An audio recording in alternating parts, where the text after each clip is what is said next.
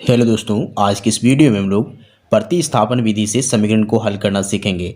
तो आप इस वीडियो को पूरे ध्यान से देखिए, क्योंकि इस वीडियो में हम पूरी डिटेल से बताने वाले हैं कि प्रतिस्थापन विधि से किसी भी समीकरण को कैसे हल करते हैं। तो चलिए स्टार्ट करते हैं। तो हमारे पास टोटल दो समीकरण हैं, एक्स प्लस वाई बराबर 12, इसे हम लोग समीकरण 1 का नाम दिए हैं, और दूसरा है एक्स माइनस वाई बराबर 4, जिसे हम लोग समीकरण 2 का नाम दिए हैं। अब चलिए सबसे पहले हम लोग समझते हैं प्रतिस्थापन के अर्थ को। देखिए, प्रतिस्थापन का अर्थ होता है किसी एक के मान को दूसरे में स्थापित करना। कैसे, समझिए। तो अब यहाँ समझिए, समीकरण 1 से हमें x का मान निकालने पर यह y के पदों में आता है, और y का मान निकालने पर यह x के पदों में आता है। ठीक उसी प्रकार समीकरण 2 से यहाँ x का मान y के पद में आता है, y का मान x के पद में आता है। तो हमें क्या करना है, यहाँ चारों मान में से, देखिए यहाँ 1 2 3 चारों मान में से किसी एक के मान को दूसरे में स्थापित करना है। कैसे, समझिए। x और y का मान देखिए हम समीकरण 1 से निकाले हैं, तो इन दोनों का मान हम लोग समीकरण 2 में अगर रखते हैं तो हमें किसी एक चर का मान निकल जाएगा। या तो हम इन दोनों में से किसी एक का मान समीकरण 1 में रखते हैं तो हमें किसी एक का मान निकल जाएगा। देखिए अब सॉल्यूशन से समझते हैं। तो सबसे पहले हमें लिखना है समीकरण 1 से x का मान y के पदों में लिखने पर।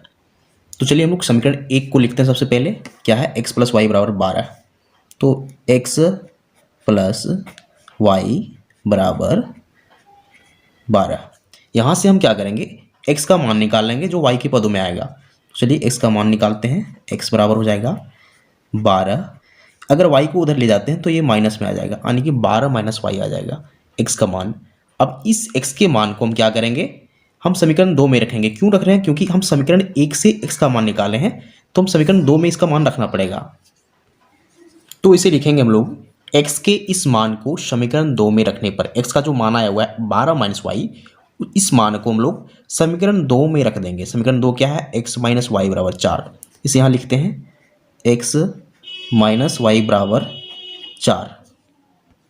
तो यहाँ से हम इस x के बदले इस 12 माइनस वाई को यहाँ लिखेंगे, क्योंकि x का मान जो आया हुआ है उसे यहाँ लिखना है। तो चलिए हम लोग इसका जो मान है उसे रख देते हैं 12 माइनस वाई। इसके बाद फिर से देखिए, यहाँ तक हम x का मान लिख चुके हैं 12 माइनस वाई, इसके बाद है माइनस वाई, तो फिर से माइनस वाई लिखेंगे। बराबर में है 4, तो 4 का 4 लिख दीजिए। अब यहाँ इसे कैलकुलेट करना है। देखिए हम सबसे पहले 12 का 12 ही लिख देंगे, माइनस वाई जुड़ के -2y हो जाएगा, बराबर में 4। फिर से अगर हम कैलकुलेट करें तो हमें मिलेगा, देखिए इस 12 का हम 4 की तरफ ले जाएंगे और यहाँ सिर्फ -2y बचेगा, तो -2y बराबर हो जाएगा 4 में से 12 को माइनस कर देंगे, क्योंकि देखिए 12 यहाँ पॉजिटिव में है यानी प्लस में है, इधर जाएगा तो साइन चेंज हो जाएगा, माइनस में हो जाएगा, तो 4 माइनस 12 हो जाएगा।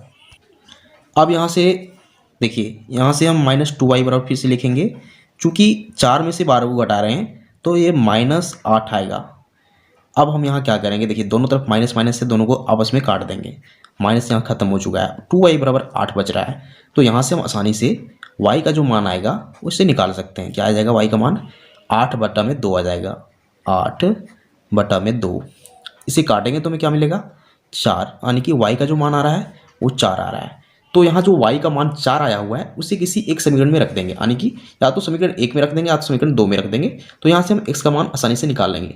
तो चलिए हम लोग समीकरण 1 में इस y का मान को रखते हैं। समीकरण 1 क्या है, x प्लस वाई बराबर 12, इसमें हम y का मान रख देंगे।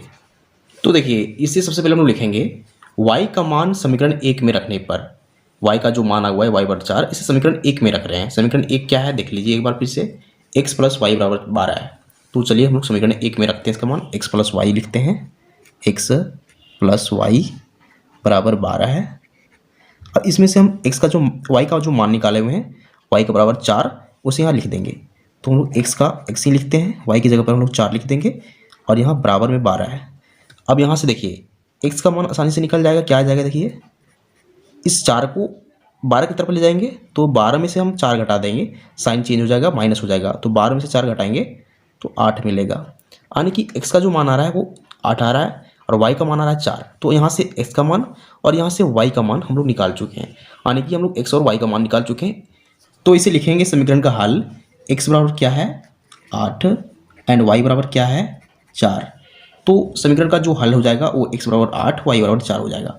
तो ये तरीका होता है किसी भी समीकरण को प्रतिस्थापन विधि से हल करने का। तो उम्मीद करते हैं आपको सारा मेथड समझ में आ चुका होगा। तो अगर आपको वीडियो पसंद आता है वीडियो को लाइक कीजिए एंड चैनल को सब्सक्राइब जरूर कीजिए। Thank you.